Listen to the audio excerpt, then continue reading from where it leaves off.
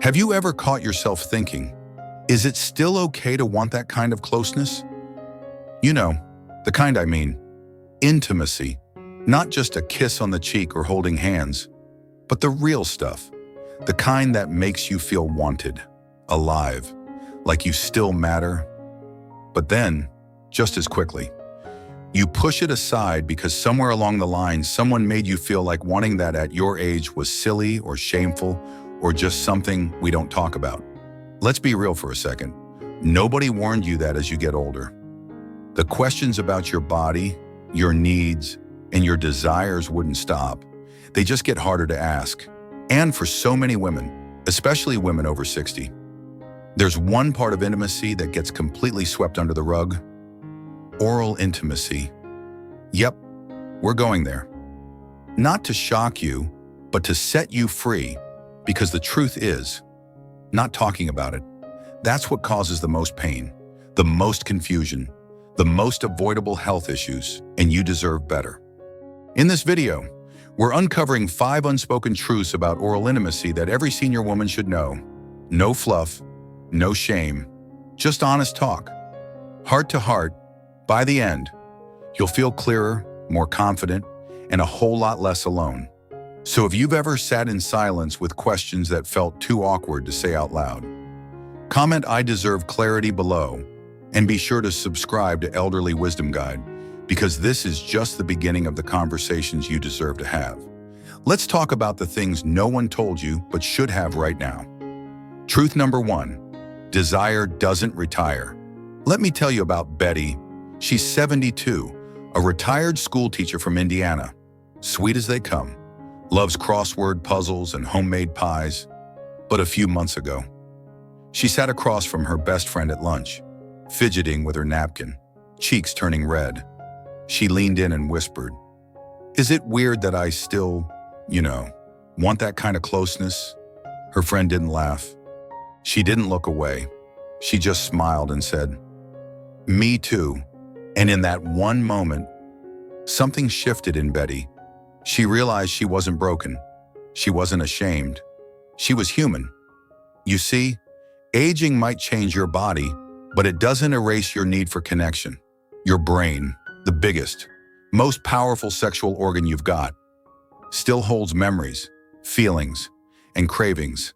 And yes, even at 60, 70, 80, and beyond, that spark can still flicker, and it deserves to. But here's the problem. Society acts like once a woman hits menopause, her desire should just evaporate, like someone flipped a switch. Suddenly, people expect you to trade romance for knitting and passion for polite conversation, as if you're supposed to become invisible, especially when it comes to oral intimacy. Now that subject, it's buried so deep in silence that most women wouldn't dare bring it up. Not to their friends, not to their doctors, sometimes not even to their partners. And that silence, it breeds shame. But let me be clear, wanting intimacy of any kind is not inappropriate. It's not silly. It's not something to feel embarrassed about. It's something to honor. You've lived a full life. You've given, sacrificed, carried, and healed. You deserve closeness. You deserve to feel alive in your skin, to be touched, to laugh, to melt into someone's arms if that's what your soul wants. So here's what I'm asking you to do. Give yourself permission. Permission to feel, permission to want, permission to say, yes, this still matters to me, because intimacy isn't just for the young, it's for the living. But of course, desire is only one piece of the puzzle. Sometimes the heart says yes, but the body says, hold on, I'm not quite the same as I used to be. And that's okay. Let's talk about that next, because truth number 2 is something every woman should know, especially when discomfort starts to steal your joy. Truth number 2, dryness and discomfort are common, but not hopeless. Rosa was 68 when she started pulling away. She didn't mean to. She still loved her husband, still craved that feeling of closeness. But every time he reached out, her body winced, not from fear, not from lack of love, but from pain. She didn't talk about it, not even to him. She just quietly started avoiding the touch she once welcomed. Until one day at a routine appointment, a nurse, a woman in her 50s, leaned in and said, "Have you tried a non-hormonal gel? You'd be surprised what a difference it makes." That night, Rosa cried, not from the pain, but from the relief of finally being seen. That small change gave her back something she thought she'd lost forever. Now here's the truth.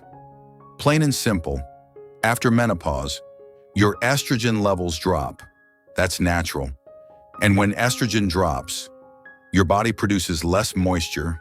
That includes the sensitive tissues that make intimacy comfortable. So what used to feel soft, welcoming, warm, can suddenly feel dry, tight, even painful, especially during oral intimacy where sensitivity is high and lubrication is key. And unfortunately, many women, maybe even you, mistake this change as a sign that their intimate life is over. They think maybe I've just outgrown all this. But hear me now. You haven't. Dryness is a common part of aging, but it is not a stop sign.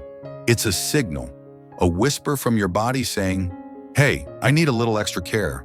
And the good news is, there are so many gentle, natural, non-invasive ways to answer that need. Non-hormonal lubricants available right at the pharmacy can make a world of difference. Some are water-based, others are plant-based. Some are even pH-balanced, made just for women in their 60s and 70s. It's not about restoring youth, it's about restoring comfort. And let's not forget hydration. Drinking water regularly helps every part of your body, including those tender tissues. And foreplay, don't rush it. Take your time. Rediscover what feels good now in this stage of your life. And if you're still unsure, talk to a doctor who listens, a female-friendly practitioner who understands the real issues, not just the surface ones. There are creams, gels, and even pelvic therapy options. And no, none of it makes you weak or needy. It makes you wise. You've adapted your life in so many ways as you've grown older. Adapting your intimacy is no different. It's just another way to care for yourself. But now, let's take this a step further, because even when you are feeling ready emotionally and physically, there's something else to consider, something that's rarely talked about, but deeply important. Let's talk about hygiene, not the kind they teach you in school, but the kind that protects your comfort and your health during oral intimacy.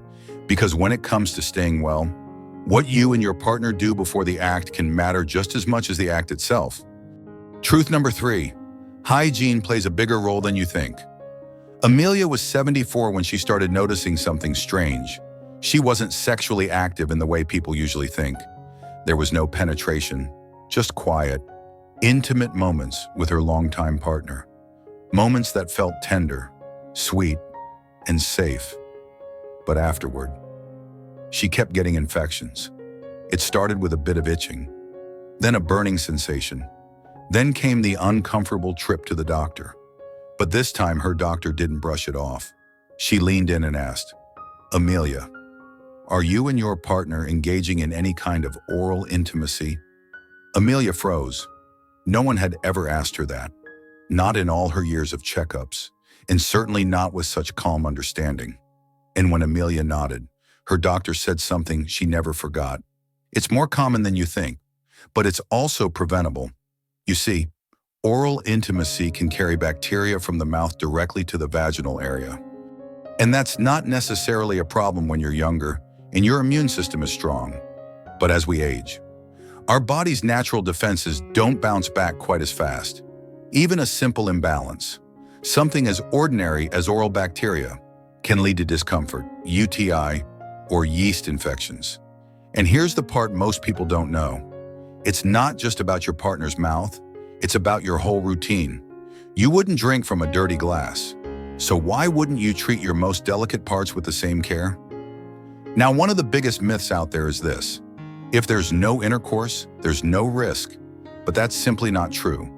Infections like herpes, HPV, and even bacteria that lead to urinary tract issues can all be passed through oral contact, and many women, because no one told them, don't make the connection. So here's what you can do. Start with something simple, mouth rinsing. Both you and your partner should rinse your mouths thoroughly with plain water or a gentle mouthwash before intimacy. It's not about being sterile, it's about being respectful and safe. Next, personal hygiene. That doesn't mean using harsh soaps or strong perfumes. In fact, those can do more harm than good. Stick to pH-balanced cleansers designed for sensitive areas. And remember, wiping front to back, clean cotton underwear, and avoiding lingering moisture are small steps that go a long way. If you wear dentures, remove them and clean your mouth properly. Bacteria can hide in places you'd never think to check. And if your partner smokes, consider this. Smoking can change the chemistry of the mouth, increasing the bacterial load. This isn't about being paranoid, it's about being prepared. Because when hygiene is taken seriously, not as a chore, but as a form of care, intimacy becomes safer, more comfortable, and more enjoyable for both of you. Now I know this has been a lot. We've talked about desire, discomfort, and hygiene. But now it's time to get really honest because there's a conversation too many people avoid, especially in older age. And that's the real risks of sexually transmitted infections. Yes, even now. Even for you. Let's break the silence on that. Truth number 4, STIs are still a real threat even in your 70s. Susan was 67 when she dipped her toe back into dating. Her husband had passed 5 years earlier, and after a long season of grief, she was ready to open her heart again. She met a kind man at a local church event. Richard was widowed too, with gentle eyes, funny stories. They took things slow, held hands, went dancing, shared quiet meals, and eventually they shared more. Intimacy bloomed in its own sweet time, but just a few months later, Susan found herself in a doctor's office, hearing words she never expected to hear at this stage of life. "You've tested positive for genital herpes." Her mind reeled. Herpes? At my age, she hadn't thought about that word since the 1980s. And back then, it felt like something only young, careless people worried about. But here's the uncomfortable truth, one that many people, even doctors, fail to mention. STI doesn't care about your age. They don't retire when you do. They don't check your date of birth before showing up. In fact, rates of sexually transmitted infections among seniors are on the rise. And a big reason, well, there's no fear of pregnancy anymore. So a lot of older adults simply stop using protection. And when it comes to oral intimacy, the risks are often misunderstood or completely ignored. Herpes, HPV, gonorrhea, and even syphilis. All of these can be passed through the mouth, and because symptoms are often milder or don't show up at all, they go undetected. They get passed quietly from partner to partner, all while no one's talking about it. There's also a false sense of safety that comes with age. We assume someone older must be trustworthy or experienced, or just not at risk. But STIs aren't about age. They're about biology, and they thrive in silence. Now, this isn't about fear, it's about wisdom. The kind of wisdom that says, I can love, I can date, I can enjoy closeness, and I can also protect my body. So what can you do? Start with a conversation. If you're seeing someone new or even reconnecting with someone from the past, talk openly about testing. Ask when they were last checked. Offer to go together. It might feel awkward at first, but it's one of the most dignified things you can do. If your partner resists, that tells you something. 2. Next, get informed. Know what to look for. Know what tests cover what infections and understand that oral contact is not exempt from these conversations. Use protection when appropriate. Yes, even now. There are dental dams and condoms designed to make intimacy safer without ruining the mood. And don't let anyone shame you for being cautious. Caution is not cold. Caution is care. And care is love, because protecting your health, your whole health, is a form of self-respect. And just as you've learned to speak up for your needs in other areas of life, this too is a place where your voice matters. But now, let's shift gears a little, because this conversation isn't just about physical safety. There's something even deeper, even more powerful waiting on the other side of all this emotional intimacy. And for many women in their later years, that's the part they're craving most. Truth number 5, intimacy can deepen emotional health. Dorothy had always been the strong one, the one who managed the house, raised the kids, and kept everything running smoothly even when things got tough. But after her stroke at 71, everything shifted. She couldn't move like she used to, couldn't express herself as clearly. And slowly she began to feel invisible, not just to the world, but to her husband of 45 years. He didn't mean to ignore her, he just didn't know how to reach her anymore. And she didn't know how to ask. Then one evening, quietly still, they sat on the couch. No television, no phones, just silence. And Dorothy reached for his hand. He looked at her, she looked back, and in that single look, they saw everything. They started talking softly, slowly, honestly about their fears, their grief, their love. There was no rush to fix anything, no pressure to go further, just holding, breathing, being together. And that moment, that quiet, simple moment, it changed everything. Because intimacy isn't always about the act. Sometimes it's about being seen. And for many women in their 60s, 70s, and beyond, that's what we miss the most. Not just the physical closeness, but the emotional presence, the feeling of being noticed, valued, touched, not just skin, but soul. Here's what science tells us.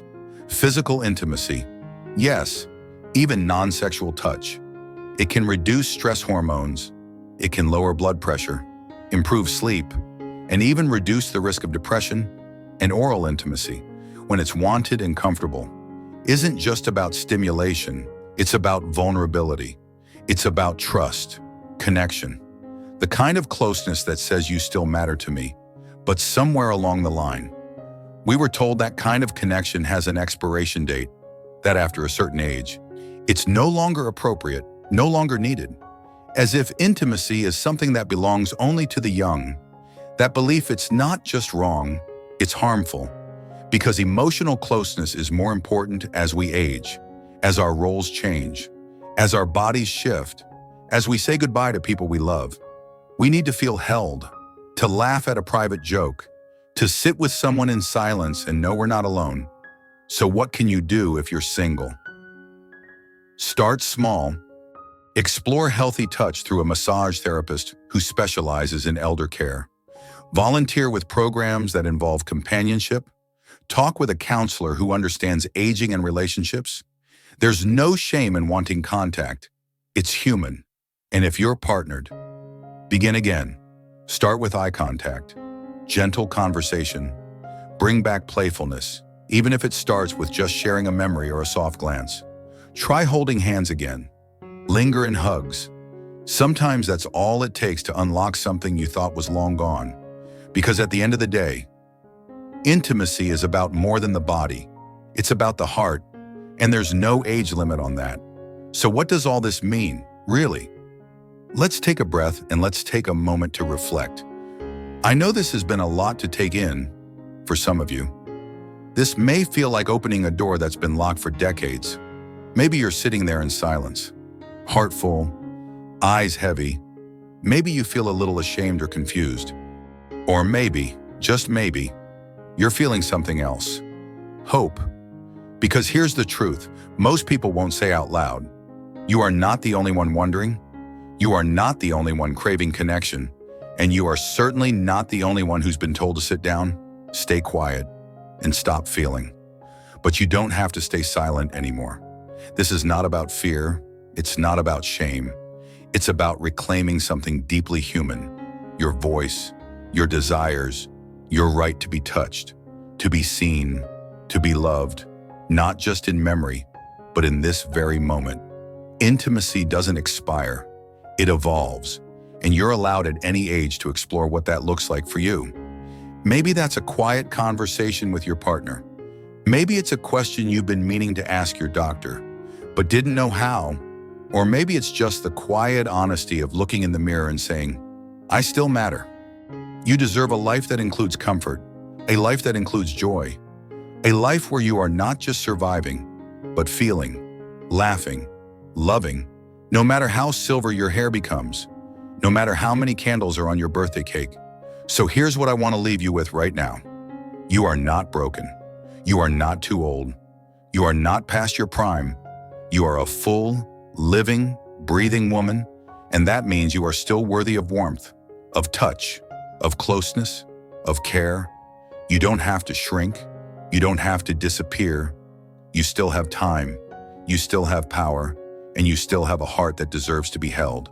So if this stirred something in you, if it made you feel less alone, don't brush that away. Hold on to it and let it guide your next step, whatever that may be. Let's take a quick moment to reflect on what we've covered today. First, desire never retires. It may change form, but it doesn't disappear. Second, discomfort has solutions, as dryness and pain don't have to be permanent. There are gentle, effective ways to feel good again. Third, hygiene matters more than ever. Protecting your health means being mindful before and after intimacy without shame. Fourth, STIs are still real risks. Being older doesn't mean being immune. Safety and communication are acts of dignity. And fifth, emotional intimacy heals, touch, connection, and being truly seen can breathe new life into your spirit. If any of this made you pause, nod, or even tear up a little, don't ignore that feeling. Because of these truths, they aren't just facts, they're invitations. Invitations to take better care of yourself, to ask new questions, to open new doors. Now I'd love to hear from you. Have you ever felt unsure or overlooked when it comes to intimacy in your older years? Was there something today that opened your eyes or touched your heart? Drop a comment below. Tell me what resonated, what surprised you, or just say, I deserve clarity. Let's break the silence together. And if this video made you feel seen, supported, or simply more informed, hit that like button. Subscribe to Elderly Wisdom Guide because here, nothing is too taboo, and every senior deserves a safe space to be heard, understood, and respected. You are part of a community now, one built on courage, honesty, and healing. So thank you truly for spending this time with me. Until next time, stay wise, stay strong, and remember, it's never too late to reclaim your voice. To expand on this a bit more, let's dive deeper into why these truths matter so profoundly for women like you. Living in the United States, where societal expectations can sometimes feel even more confining, think about the generations before us, the strong, resilient women who paved the way, but often had to navigate these topics in complete isolation. Today, with resources more accessible than ever, from online forums to specialized clinics, we have the chance to rewrite that narrative. For instance, in truth number 1, when Betty shared her secret, it wasn't just a moment of relief, it was a reminder that communities like church groups or senior centers across America are filled with women whispering similar confessions. Imagine if more of us spoke up, how that could transform loneliness into solidarity. Building on that, in truth number 2, Rose's story highlights something many overlook: the emotional toll of physical changes, beyond the gels and lubricants. Consider incorporating gentle exercises like Kegels, which strengthen pelvic muscles and can enhance comfort during intimacy. These aren't newfangled ideas, they're time-tested, and many women's health centers in states like California or New York offer free workshops tailored for seniors. It's about reclaiming control, not just enduring. Moving to truth number 3, Amelia's experience with infections underscores a key point. As we age, our microbiomes shift, making us more susceptible. In the US, with its diverse climates from humid Florida to dry Arizona, moisture management becomes even more crucial. Adding probiotic supplements or yogurt to your diet can help balance internal flora, reducing infection risks naturally. This isn't medical advice, but a nudge to discuss it with your doctor, perhaps at your next Medicare-covered checkup. For truth number 4, Susan's shock at her diagnosis is all too common in American senior dating scenes, where apps like Silver Singles are booming, but conversations about health are lagging. Statistics from the CDC show STI rates in those over 65 have tripled in the last decade. often because retirement communities foster new relationships without the precautions younger folks take. Expanding protection options, like flavored dental dams available online, can make safety feel less clinical and more part of the fun. Finally, in truth number 5, Dorothy's quiet moment on the couch speaks to the heart of emotional intimacy in long-term marriages. Common in American families, studies from universities like Harvard show that couples who maintain touch, even simple hand-holding, report higher life satisfaction in their golden years. If you're in a place like the Midwest, where family values run deep, remember that vulnerability strengthens bonds, not weakens them. Programs through AARP or local senior services can help facilitate these discussions. These additions aren't meant to overwhelm but to empower, reminding you that your story is part of a larger tapestry of American women's experiences, from the bustling cities to quiet suburbs. Women are breaking these silences, finding joy in unexpected places. Perhaps you've seen friends rediscover passion through dance classes or book clubs that turn into deeper connections. Or maybe you've felt the sting of loss and wondered if love could bloom again. Whatever your journey, know that it's valid, and taking small steps like journaling your feelings or sharing this video with a trusted friend can spark profound change. Let's pause here to acknowledge the courage it takes to even watch this. In a culture that often celebrates youth, you're choosing to honor your whole self, body, and soul. That's revolutionary. And as we wrap up, recall that clarity isn't just about knowledge, it's about freedom. Freedom to live fully, to embrace desires without apology, to protect your health with grace. You've earned that through every challenge you've faced, every love you've given. So lean into this hope. Let it warm you like a favorite quilt on a chilly evening. You're not alone in this. Millions of women across the country are nodding along, feeling seen for the first time in years. Together, we're rewriting what it means to age with vitality, one honest conversation at a time. Thank you for being here, for trusting this space. Your wisdom is the true guide. Stay connected, stay curious, and above all, stay true to the woman you are.